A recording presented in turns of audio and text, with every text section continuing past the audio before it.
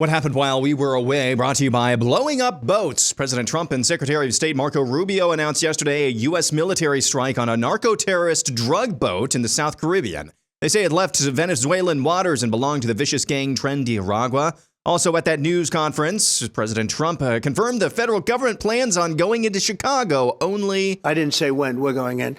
When you lose, look, I have an obligation. This isn't a political thing.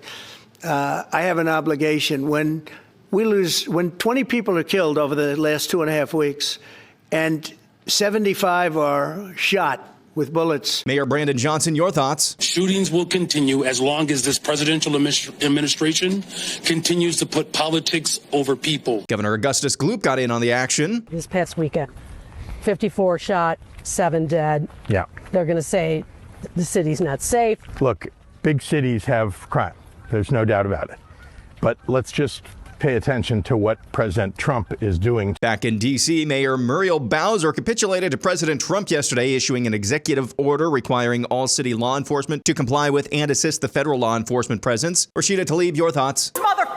After a couple of weeks of rumors and reports, Iowa Senator Joni Ernst finally squealed. Having been raised in a family who has given me so much love and support, now, as our family ages and grows, it's my time for me to give back to them. Almost immediately after that announcement, Iowa Congresswoman Ashley Hinson has said she's jumping into the Senate race and has already been endorsed by people like Alabama Senator Katie Britt and Arkansas Senator Tom Cotton, among others. Learning Chinese today, today's phrase is, what an amazingly spontaneous and not at all astroturfed rollout of the Congresswoman's Senate campaign. 这位女议员的参议院竞选活动真是令人惊讶的自发性。 Speaking of the Chinese, the CCP held a military parade yesterday. It was attended by Kim Jong-un of North Korea and Vladimir Putin of Russia, among others. In response, President Trump posted this all-timer on Truth Social, quote, "The big question to be answered is whether or not President Xi of China will mention the massive amount of support and blood the United States of America gave to China in order to help it secure its freedom from a very unfriendly foreign invader. Many Americans died in China's quest for victory and glory. I hope they are rightfully honored and remembered for their bravery and sacrifice. May President Xi and the wonderful people of China have a great and lasting day of celebration.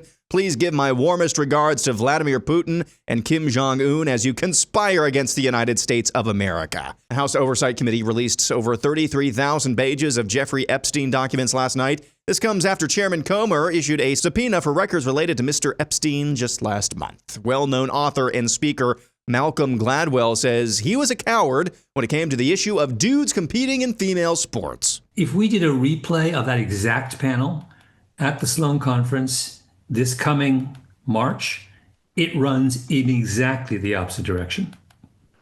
And it would be, I suspect, near unanimity in the room that trans athletes have no place in the female category. I don't think there's any question. I just think it was a strange. The reason I'm ashamed of my performance at that panel because I share your position 100%, and I was cowed. The idea of saying anything on this issue, I was I believe in retrospect, in a dishonest way. I was objective in a dishonest way. Irish comedy writer Graham Linehan was arrested by 5 armed members of British law enforcement as he stepped off his plane at London's Heathrow Airport. His crime? Writing a post on X expressing his belief that transgenderism is a mental illness and women have a right to defend themselves if they feel threatened by a tranny in a bathroom. Safe, legal, and rare update. Here's a graphic posted by Planned Parenthood on Instagram this week, a drawing depicting a woman's midsection with the words, quote, "You can get as many abortions as you need and want," end quote. And finally, this from the Babylon Bee, pregnant celebrity mom delighted to announce unborn baby is trans. And the last 2 items are basically the left in a nutshell, and that's what happened while we were away.